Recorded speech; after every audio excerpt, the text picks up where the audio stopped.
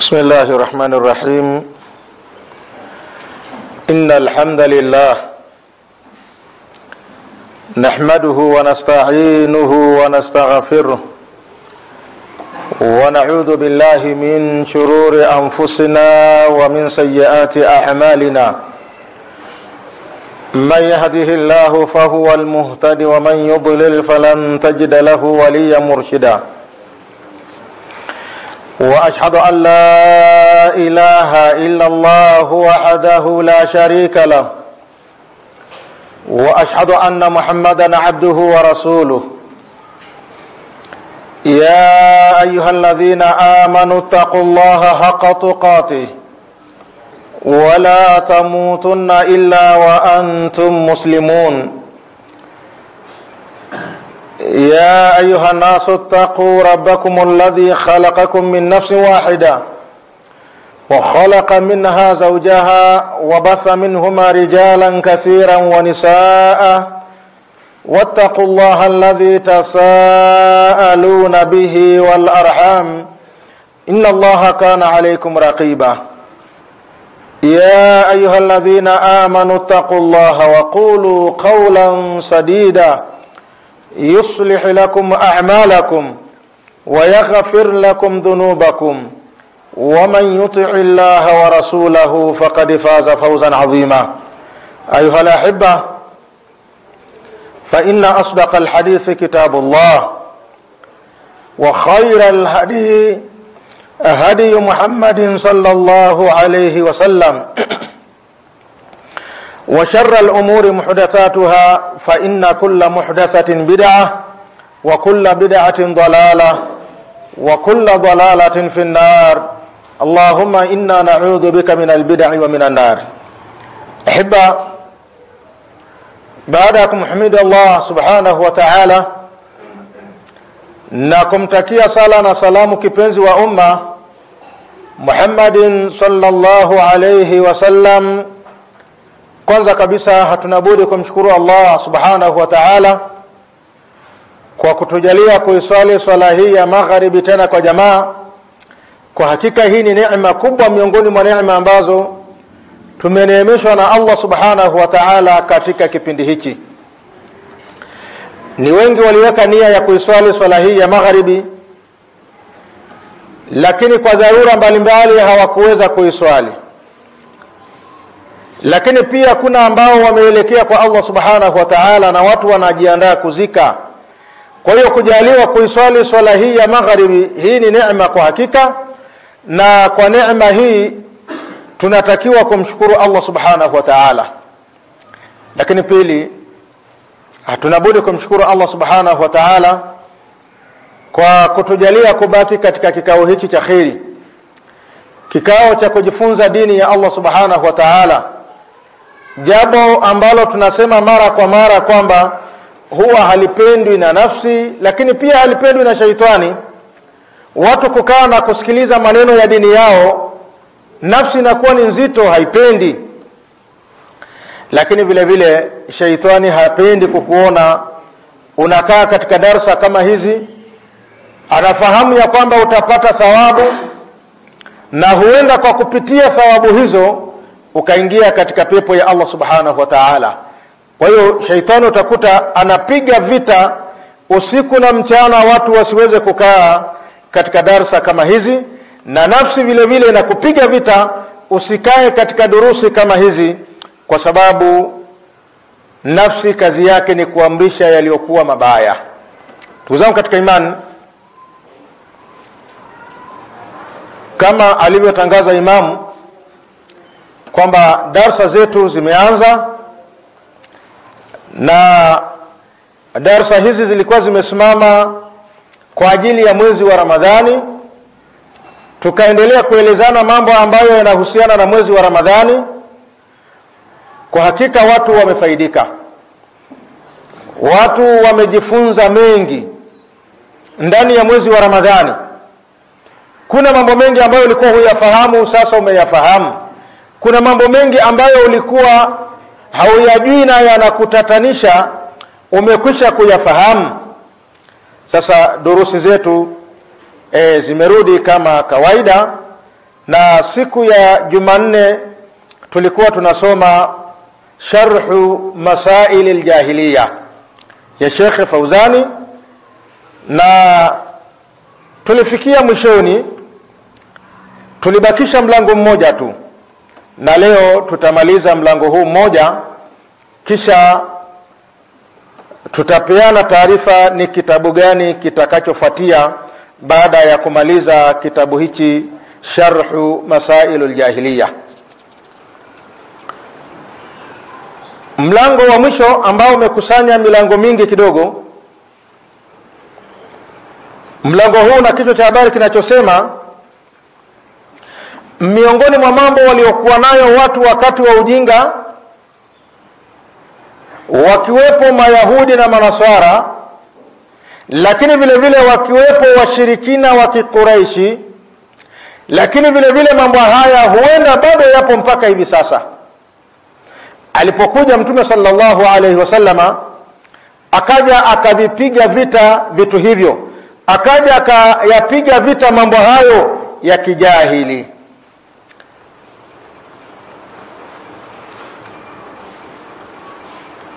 La mwisho, i'timaduhum ala alkhurafati.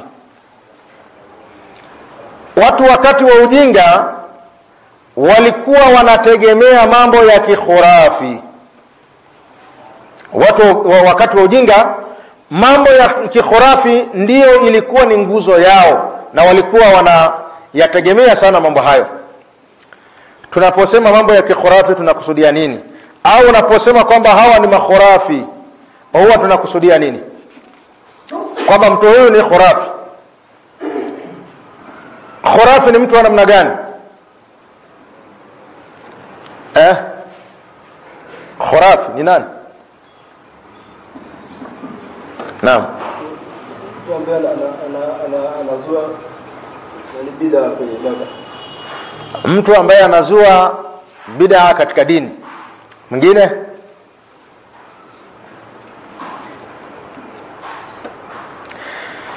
Khurafi ni mtu ambaye anafanya mambo bila dalili. Yeye anajifanyia tu, mpaka nafikia mahala anazua mambo ambayo hayako katika dini ya Allah subhanahu wa ta'ala. Kwa hiyo unaposema kwamba mtu huyu ni khurafi, ina maana ya kwamba mtu huyu anafanya mambo yake bila mpangilio, bila dalili, bila maelekezo, bila mafundisho. Yeye anafanya tu.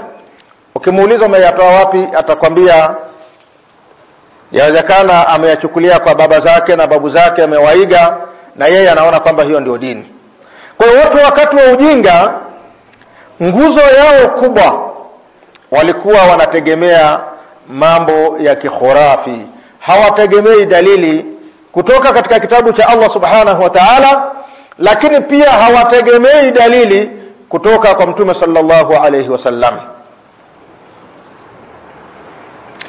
المسائل الثالثة والرابعة والخامسة والسادسة والسابعة والثامنة والعشرون بعد 100. مسألة ya 123 na 24 na 25 na 26 na 27 na 28, nayo ni al-iyafatu والطرق والطيرة والكهانة والتحاكم إلى الطاغوت وكراهية التزويج بين العيدين. Haya ndio mambo ambayo walikuwa nayo wakati wa ujinga. Al-iyafa ni mtu kumfukuza ndege kwa sababu ya kuamini kwamba ndege huyu si mzuri, ndege huyu ana mkosi, anamfukuza. Watarqu ni kuchora chini. Kuna michoro ya kishirikina ambayo inachorwa hapo chini, kwamba mchoro huu ukikaa namna hii unaamanisha kitu fulani, na mambo haya yanafanywa na washirikina. Watiyara na kuamini mikosi ya ndege, kwamba unapomsikia ndege fulani amelia, unapomsikia bundi amelia, hapa kutakuwa kuna jambo, ima afe mtu au litokee jambo kubwa. Walkahana, na ukuhani, kupiga bao, kuaguliwa. Watahakumu ila taghuti, na kuhukumiana kwa mataghuti, kuhukumiana kinyume na kitabu cha Allah subhanahu wa ta'ala na kinyume na mtume sallallahu alayhi wasallama. Wa karahiyatu tazwiji, na kuchukia watu kuoana baina al-eidaini, baina ya idi mbili au kwenye idi yenyewe, kwamba watu wanaona kuoana katika masiku hayo ya idi ni karaha. Asharhu, Sheikh Fawzan anasema min khisal aljahiliyati hadhihi al'umur albatila, miongoni mwa mambo ya kijinga au miongoni mwa mambo ambayo walikuwa nayo watu wakati wa ujinga ni mambo haya ambayo ni mambo ya batili.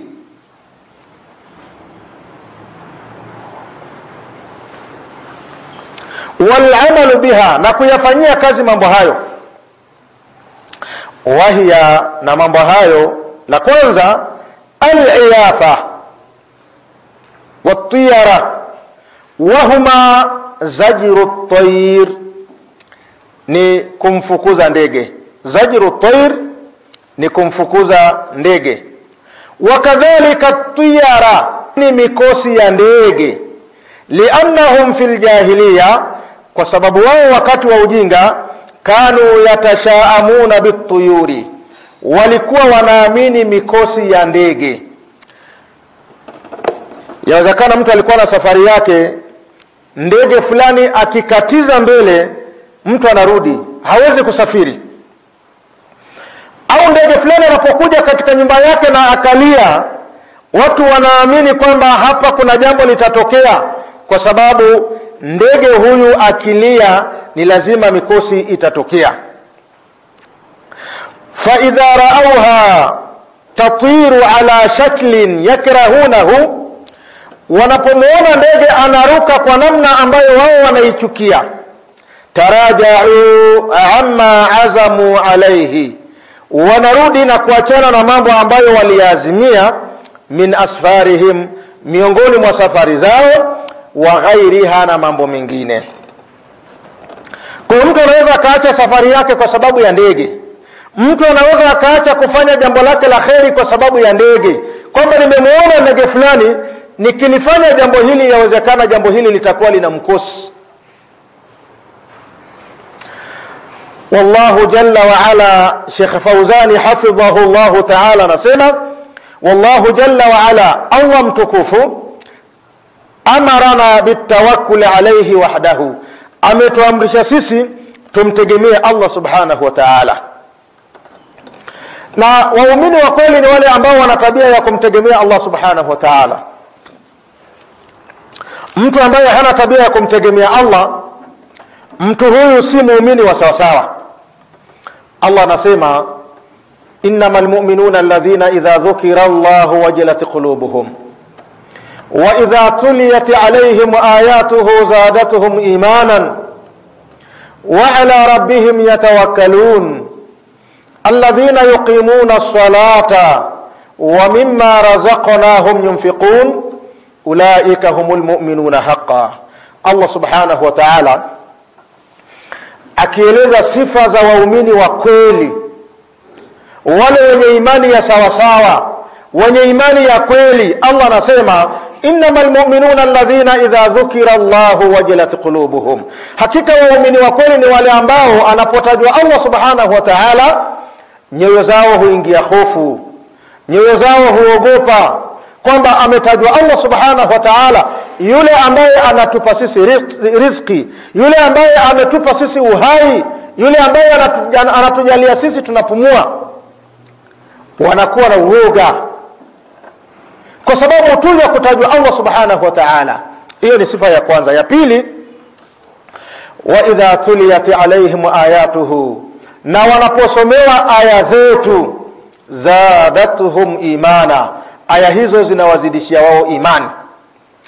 Waumini wa kweli ni wale ambao wanaposomewa maneno ya Allah, aya za Allah subhanahu wa ta'ala, nyoyo zao zinazidi imani, wanabadilishwa na aya, anabadilika kwa sababu aya inamtaka afanye jambo fulani na yeye akawa ni mwenye kulifanya jambo hilo. Aya inamtaka aache jambo fulani na yeye akawa ni mwenye kuliacha jambo hilo. Huyo ndio muumini wa sawa sawa. Muumini wa sawa sawa ni yule ambaye anaposomewa maneno ya Allah, maneno hayo yanamzidishia yeye imani. Lianna ahla sunnati wal jamaa yu'minuna bi anna al-imana yazidu bit-ta'a wa yanqusu bil-ma'siyah. Ahlu sunna wal jamaa wao wanaamini ya kwamba imani huwa inazidi kwa kumtii Allah subhanahu wa ta'ala.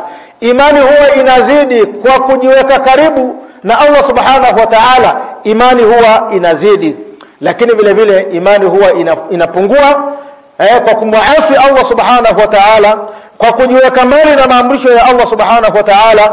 Unapokuwa uko mbali na maelekezo ya Allah, uko mbali na amri za Allah, uko mbali na maelekezo ya Mtume sallallahu alayhi wasallama, imani yako itakuwa ni yenye kupungua, inafikia mahala mtu hana imani hata kidogo. Kwa waumini wa kweli ni wale ambao wanaposomewa aya za Allah subhanahu wa ta'ala, aya hizo zinawazidishia wao imani. Sifa ya tatu, wa ala rabbihim yatawakkalun. Waumini wa kweli ni wale ambao wanamtegemea Allah subhanahu wa ta'ala katika kila jambo, wanamtegemea Allah subhanahu wa ta'ala.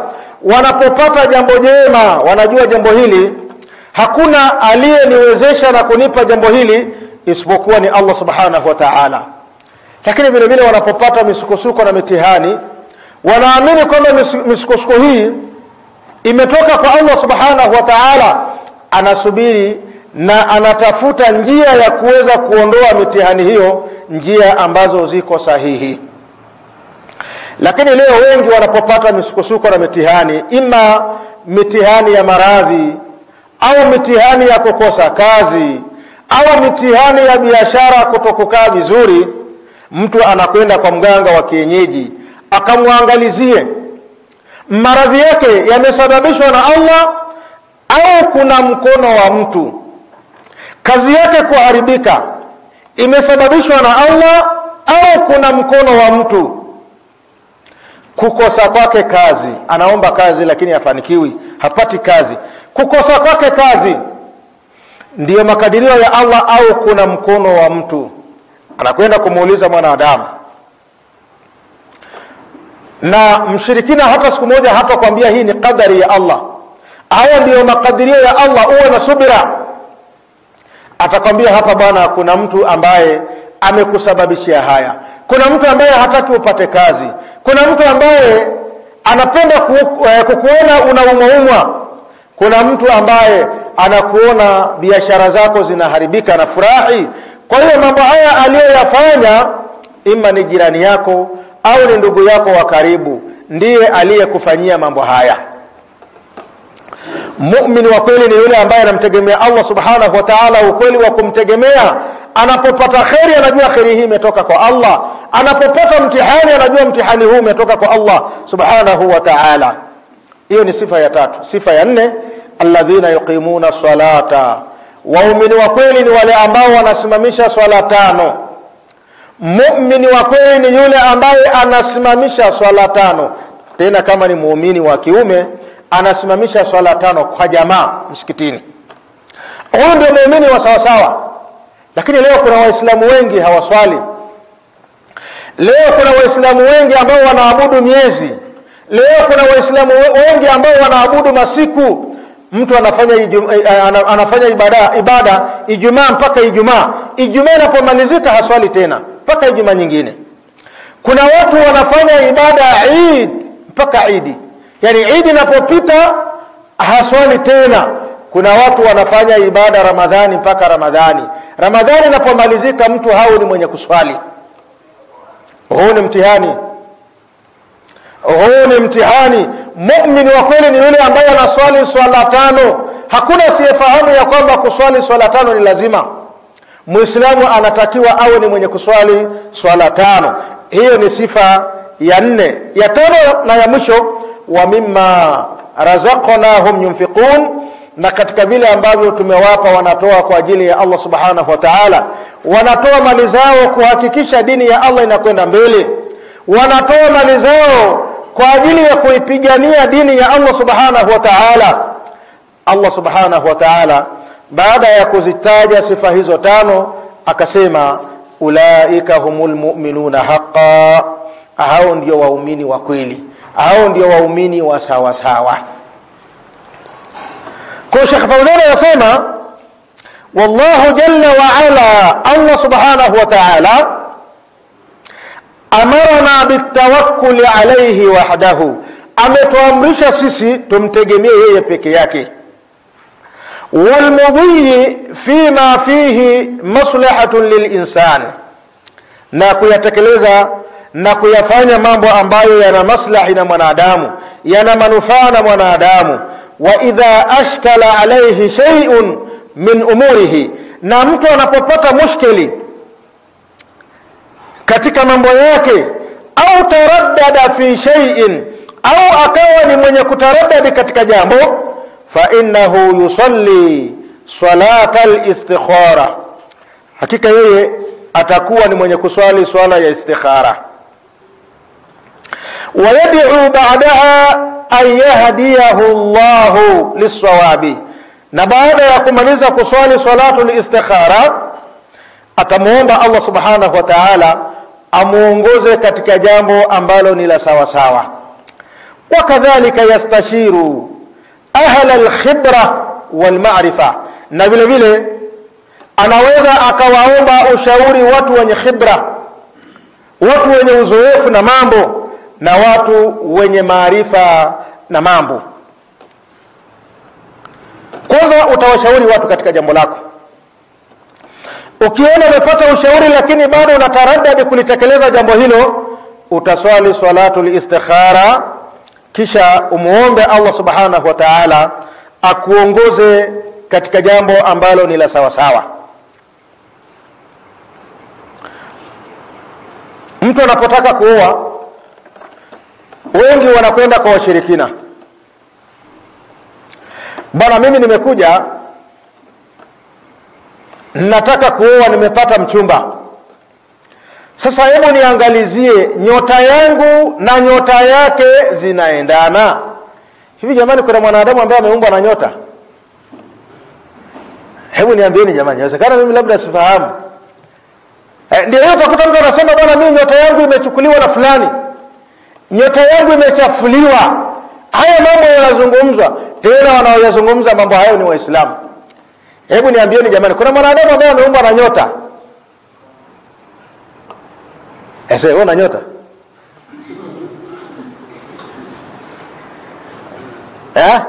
Hauna nyota? Watu walivyo, akaona siwezi kumuoa mchumba huyu mpaka kwanza nikaangalie nyota yake na ya kwangu zinaendana. Nisije nikaoa mtu alafu akaja kanisumbua, nyota yake ikawa ni nyota ya punda. Haiza kaoa mtu ana nyota ya punda na nyota ya mbwa, mkaja mkasumbuana. Kwa hiyo ngoja nikaangalie kwamba nyota yake na ya kwangu zinaendana. Wakaenda kwa mganga wa kienyeji, wakafika wakamkuta jamaa, akatoa vyombo vyake, akapiga mambo yake, akafanya mambo, akanyamaza, hakutoa jibu. Akarudia tena mara ya pili, akapiga, akanyamaza, hajatoa jibu. Akapiga mara ya tatu, akasikitika tu. Wakamuuliza, vipi bwana, tueleze, baba wa kijana yupo, baba wa binti yupo, binti yupo, kijana anayetaka kuoa yupo. Wakamuuliza kwa pamoja mtaalamu, wanawaita wataalamu, si hata utaalamu ameuchukulia wapi. Mtaalamu, tuambie, sisi tunakuamini, umeangalia umekuta nini?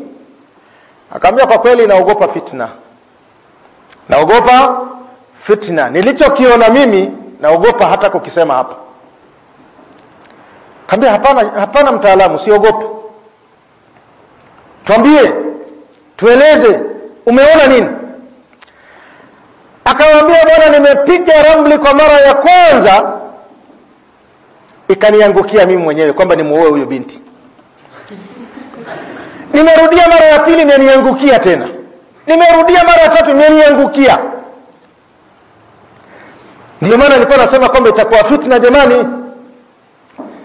Watu wanavyoamini ushirikina wote wakakubali kwamba kama ramli imekuangukia bwana, basi wewe muoe bwana. Kijana kanyang'anywa mchumba hivi hivi na mshirikina. Mchumba ameenda. Mzee ameangalia chombo akaona hivi ni chombo hiki, ni mwachie kijana aende naye. Akaja na gia zake kama hizo. Na anajua watu wanaamini haya mambo. Hapa hawatoruka hapa. Lazima niwakamate. Unapotaka kuoa bwana, taka ushauri kwa watu. Imefikia mahala umetaka ushauri kwa watu wazima, watu wenye elimu zao, lakini bado haupati jibu. Unatakiwa kufanya nini? Unaswali istikhara. Unamuomba Allah subhanahu wa ta'ala ushauri kwamba huyo binti ana kheri na mimi au hana kheri na mimi. Kwa katika kuoa kuna haya mambo huwa yanafanyika, lakini pia makosa mengine ambayo huwa yanafanyika. Mtu akishapenda amependa, kijana akishapenda amependa, hata kuswali istikhara haswali. Sio unaweza kuswali istikhara ikakataa hapa na mimi nampenda huyo binti, itakuwaje? Anaacha kuswali istikhara. Kwa mtu anapokuwa na jambo lake anatakiwa kuswali salatul istikhara, na wala asiende kwa washirikina kwa ajili ya kwenda kuangalia, na wala asiende kwa washirikina kwa ajili ya kwenda kupigiwa bao. Asifanye hivyo. Jambo la pili miongoni mwa mambo waliokuwa nayo watu wakati wa ujinga ni at-tarqu. At-tarqu maanaha al-khattu yukhattu bil ardi, ni michoro ambayo inachorwa ardhini. وهذا إنما يكون عند المشعوذين الذين يخطون في الرمل.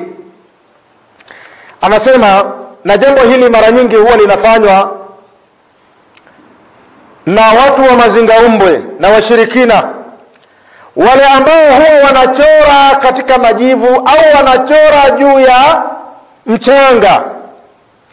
Wayakuluna, na baada ya kuchora wanasema sayahsulu kadha, kutatokea jambo kadha, sayahduthu kadha, jambo fulani litatokea. Wanatabiri. Wa hadha min fi'li aljahiliya, na hilo ni miongoni mwa mambo waliokuwa wakiyafanya watu wakati wa ujinga. Li'annahu min iddi'ai ilmi alghaibi, kwa sababu kufanya hivyo ni katika kudai kwamba unajua elimu ya ghaibu, unajua mambo yasiyofichikana.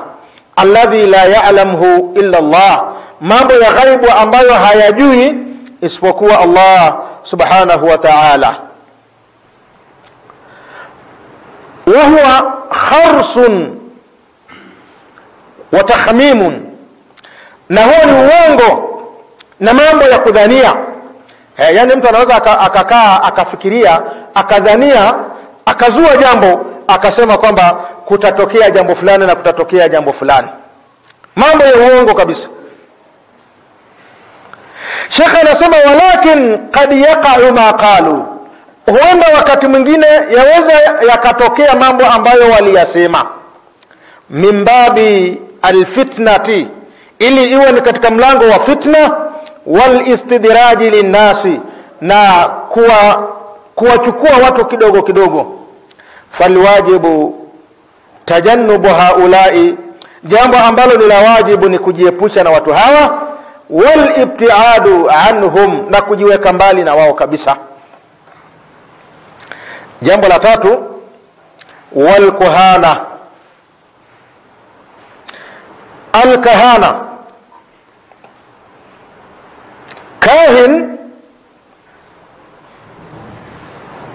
ni mtu ambaye anapiga bao, anaagua, anaangalizia watu. Wahuma di'a'u ilmi al-ghaibi biwasitati istikhdami shayatin. Sheikh anasema huko ni kudai kujua elimu ya mambo yaliyofichikana kwa wasita wa kutumia mashaitani wa kijini.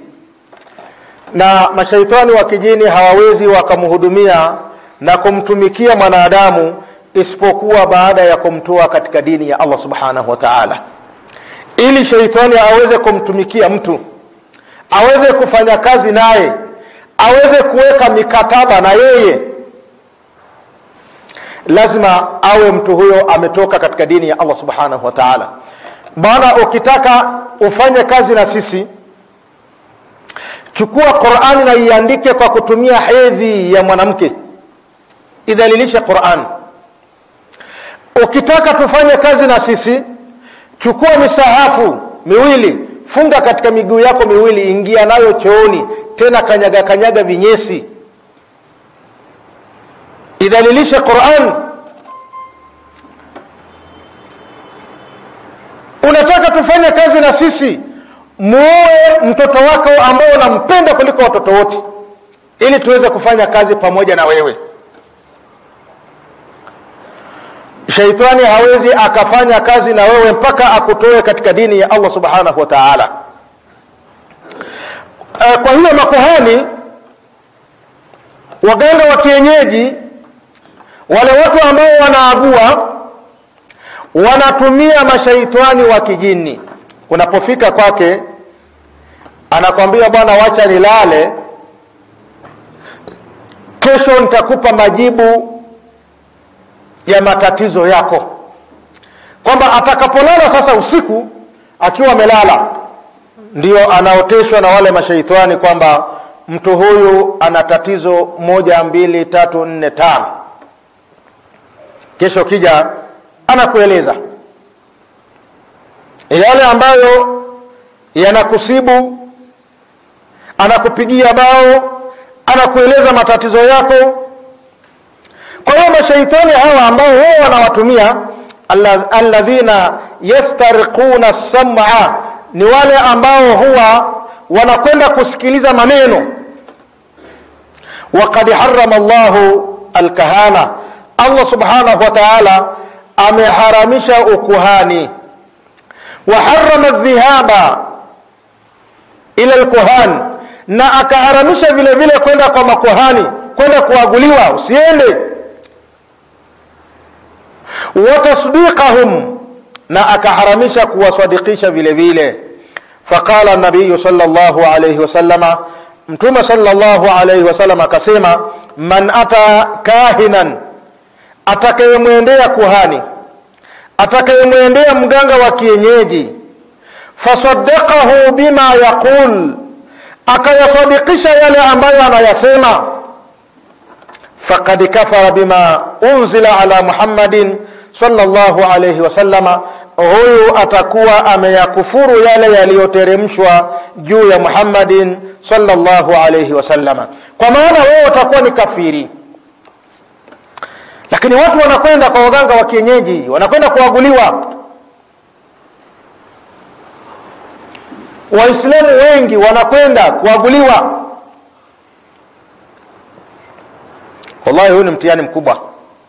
Unapokwenda kwa mganga wa kienyeji na ukamsadikisha yale ambayo anayasema, na huwezi kwenda kwa mganga wa kienyeji ukamkadhibisha. Akikueleza, wewe unatakiwa kuitikiaje?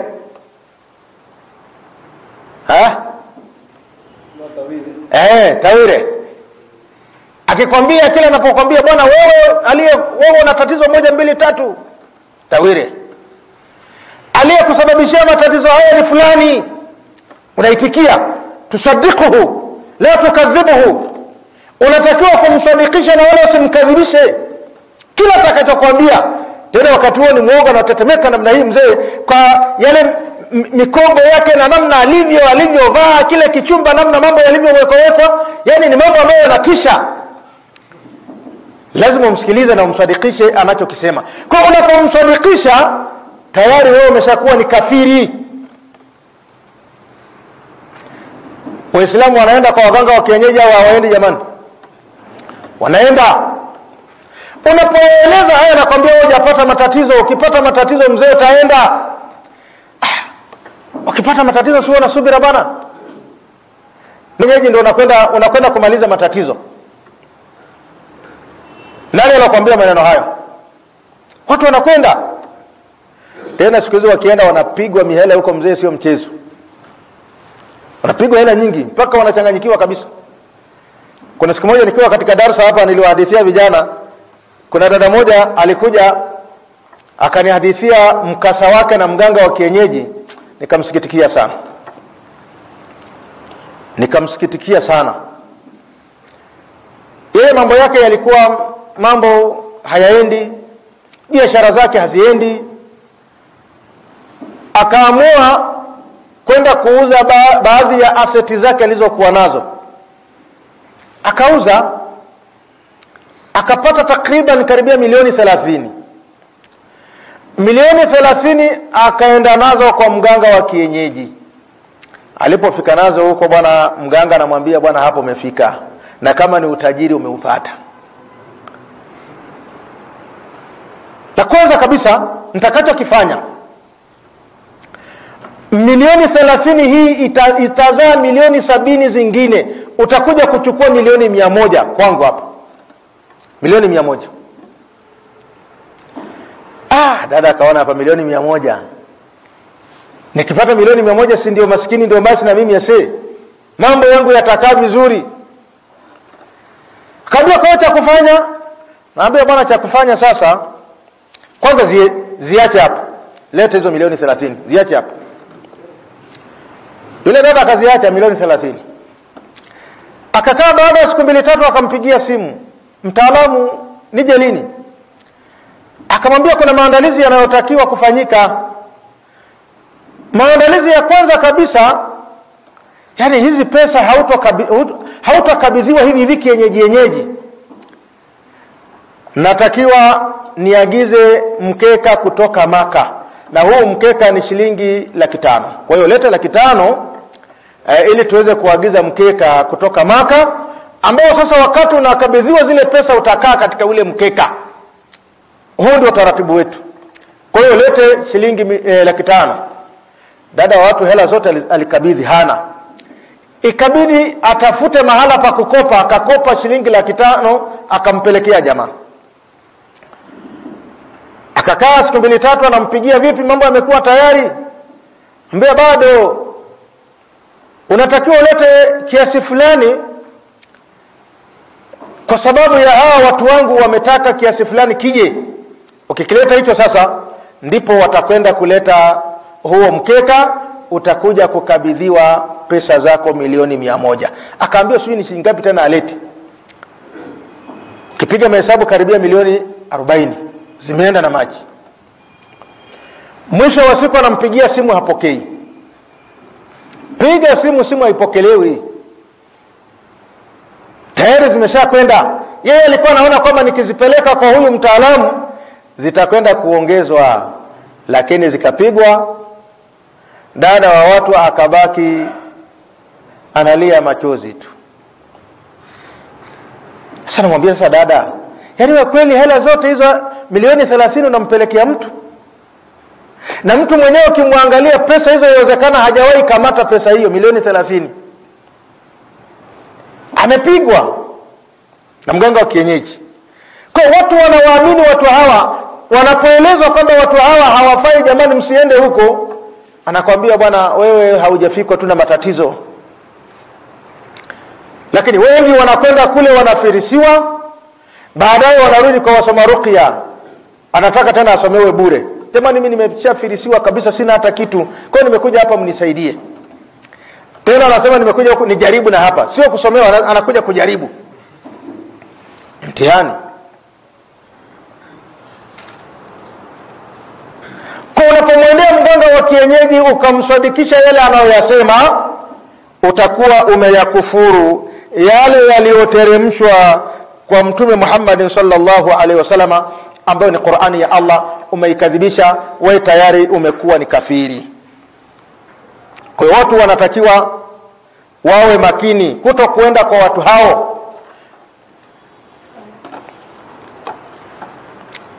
Una maradhi, mwelekee Allah subhanahu wa ta'ala, muombe. Una uwezo wa kujisomea ruqya, ar-ruqyatu shar'iyya, jisomee ruqya ya sheria. Hauna uwezo wa kujisomea, basi tafuta watu ambao wanajua kusoma ruqya wakakusaidia katika maradhi yako, na wala si kuenda kwa waganga wa kienyeji. Nenda kwa watu ambao wanasoma ruqya ya kisheria. Na ruqya ya kisheria ina masharti matatu ambayo wameyaweka maulama wa ahlu sunnati wal jamaa. Ruqya ya kisheria ina masharti kama matatu. Sharti ya kwanza, an takuna bil Qur'ani au bi dhikri llahi. Ruqya hiyo bwana ni lazima iwe ni kwa maneno ya Allah subhanahu wa ta'ala, kuisoma Qur'ani ya Allah subhanahu wa ta'ala. Fahimtum?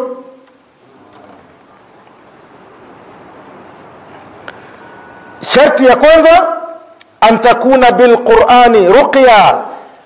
Tiba hiyo unayoifanya inatakiwa iwe ni kwa maneno ya Allah subhanahu wa ta'ala, au bi dhikrillah, au kwa kumtaja Allah subhanahu wa ta'ala. Mtaja Allah subhanahu wa ta'ala. Wa bil ad'iyati al mashru'a, na dua ambazo ni za kisheria zimefundishwa na Mtume sallallahu alayhi wasallama. Unapokuwa na maumivu unatakiwa uombe dua gani? Unapokwenda kumtembelea labda mgonjwa unatakiwa kumwombea dua gani? Au unapokuja mgonjwa anahitaji tiba kwako wewe unatakiwa umsomee dua gani? Sharti ya pili, an takuna bil lughati al arabiyya. Hizo adhiya, hizo dhikri, au hata hiyo Qur'ani vile vile inatakiwa isomwe kwa lugha ya Kiarabu.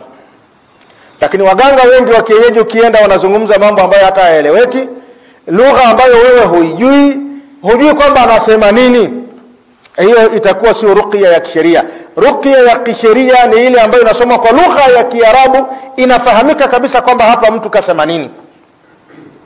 Sharti ya tatu na ya mwisho, ayataqida ar-raqi, anatakiwa kuitakidi na kuamini msomaji wa ruqya, wal murtaqa, na yule mwenye kusomewa ruqya, anna ar-ruqyata, hakika ruqya mujarradu sababin, ruqya ni sababu tu, la tuathiru illa biidhnillah subhanahu wa ta'ala.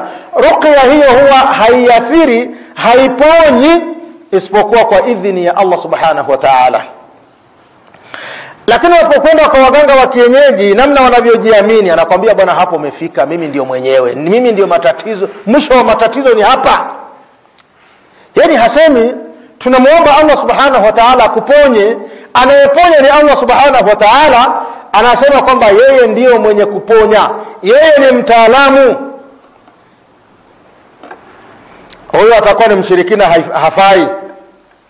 Kwa msomaji wa ruqya na yule anayesomewa wanatakiwa waamini ya kwamba maneno hayo ambayo yanasomwa hayana athari, hayawezi kuponya, isipokuwa yataponya kwa idhini ya Allah subhanahu wa ta'ala. Watu waamini hivyo.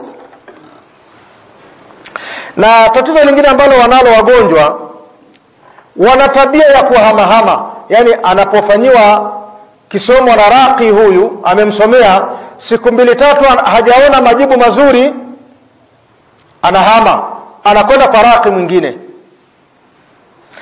Anapoona kwamba hajapata matokeo mazuri, anahama, anakwenda kwa mtu mwingine. Anahama rewa. Na wale watu ambao wanajidai kwamba wao ni manabii, kuna manabii siku hizi tena, mtu anasema mimi ni nabii mkuu. Wapo hata hapa Arusha, wapo. Mtu kutokana na maumivu anayoyapata, maradhi aliyokuwa nayo, anakimbilia na kwenda kuombewa na mtu ambaye si Muislamu, na jambo hili ni haramu, haifai. Kwa ndugu zangu katika imani, ni haramu kwenda kwa washirikina kutibiwa. Ni haramu kwenda kwa wasiokuwa waislamu kutibiwa. Ni haramu kwenda kuombewa na wasiokuwa waislamu, ni haramu. Muislamu usiende huko. Ukienda huko tayari umekwisha kuharibu imani yako na umeiharibu dini yako, na mwisho wa siku utajikuta wewe umeingia katika ukafiri. Jambo la 4 ambalo wanalo watu wakati wa ujinga, na huenda mpaka hivi sasa mambo haya yapo, watahakumu ila taghuti, kwenda kuhukumiana kwa mataghuti. wa huwa tahakum ila ghairi kitabillahi wa sunnati rasulih sallallahu alayhi wasallam, ni watu kuhukumiana kwa hukumu ambayo haitoki katika kitabu cha Allah subhanahu wa ta'ala Qur'an, wala haitoki katika sunna za Mtume sallallahu alayhi wasallam, min alqawanina alwad'iyya, miongoni mwa kanuni zilizowekwa. Tena mtu anaona kwamba kanuni hizi ndizo ni bora kuliko sheria za Kiislamu. Mtu anaamini hivyo. Wakati wa ujinga ndivyo walivyokuwa wakifanya. Wakati wa ujinga ndio watu walikuwa wanafanya hivyo, wanahukumiana kinyume na maneno ya Allah subhanahu wa ta'ala, wanahukumiana kinyume na Qur'ani ya Allah, wanahukumiana kinyume na maelekezo na mafunzo ya Mtume sallallahu alayhi wasallam.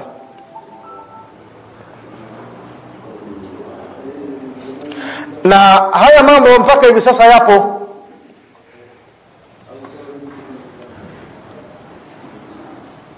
Leo mwanaume na mwanamke wanapokosana, hawakimbilii msikitini, hawakimbilii kwa shekhe, watakimbilia ima kwa balozi, watakimbilia ima kwa mwenyekiti, watakimbilia ima polisi, watakimbilia ima mahakamani. Kama ni talaka, talaka inaenda kutolewa mahakamani. Mbona wakati mlioana hapa msikitini, leo kwenye kuachana inakuwaje mnakwenda kuachania mahakamani, au mnaenda kuachania kwa balozi, au mnaenda kuachania kwa mtendaji? Mbona wakati mlioana hapa, kinachowapeleka huko ni nini? Wanaona hukumu itakayotolewa kule ni bora kuliko hukumu itakayotolewa msikitini. Leo watu wanapotaka kurithiana mirathi, watu hawaje msikitini, wanakimbilia mahakamani. Tena wanawake ndio hawataki kabisa hukumu, wahukumiwe kisheria, wahukumiwe kwa Qur'ani ya Allah subhanahu wa ta'ala kunako na mirathi. Wanawake ndio hawataki kabisa. Wanaona kwamba Qur'an au dini ya Kiislamu inamkandamiza mwanamke, jambo ambalo si kweli. Ukweli ni kwamba hii dini bwana imekuja kumkomboa mwanamke. Mwanamke wakati wa ujahilia, wakati wa ujinga, alikuwa anaishi katika mazingira magumu sana. Mwanamke wakati wa ujinga, kabla ya dini ya Allah, kabla hajatuma Mtume sallallahu alaihi wasallama, alikuwa hana nafasi katika jamii, hata kurithi alikuwa harithi. Lakini dini ilipokuja ikamwekea mwanamke fungu lake la kurithi. Hapa Uislamu umemkomboa mwanamke au umemkandamiza? Kama umemtoa kule ambako alikuwa hapewi chochote, Uislamu kasema kwamba huyu ana haki, anatakiwa apewe. Amekombolewa au amedhalilishwa? Amekombolewa.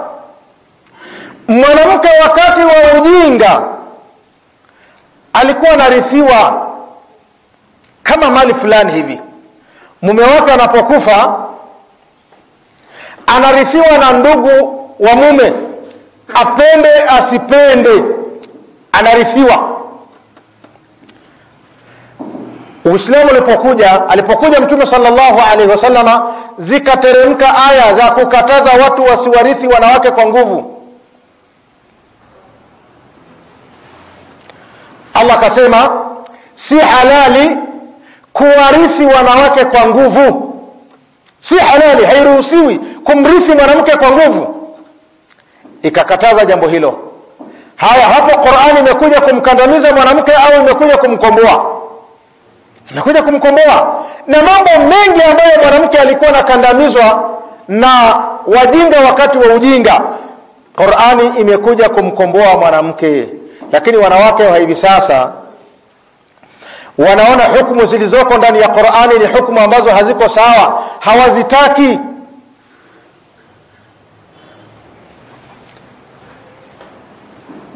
Nani katika nyinyi ambaye ameona kwamba mzee fulani amefariki na watu wakarithiana Kiislamu hapa mjini? Hebu niambieni, nani amewahi kuona?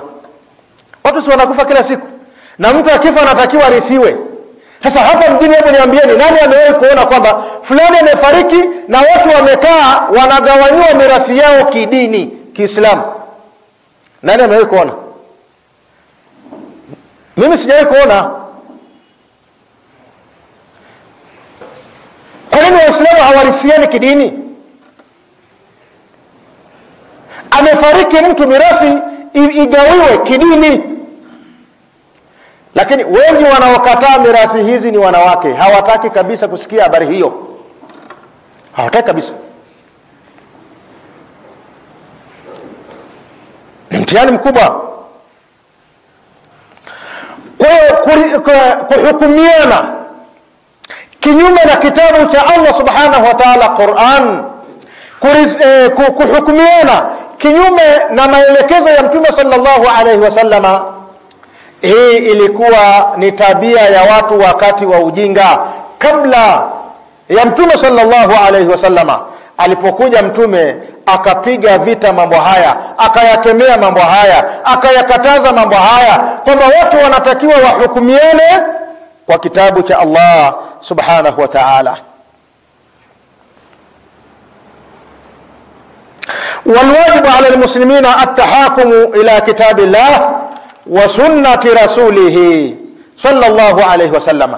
jambo la wajibu kwa Waislamu ni kuhukumiana kwa kufuata kitabu cha Allah na mafunzo na maelekezo ya mtume wao, Mtume Muhammad sallallahu alayhi wasallama. Qala Allah ta'ala, Allah nasema, fa in tanaza'tum, ikiwa mtatafautiana, ikiwa mtakhtalifiana, fi shay'in, katika jambo lolote, farudduhu ila Allah, lirudisheni kwa Allah subhanahu wa ta'ala. Kwa maana lirudisheni katika Qur'an war rasuli, na lirudisheni kwa Mtume sallallahu alayhi wasallama.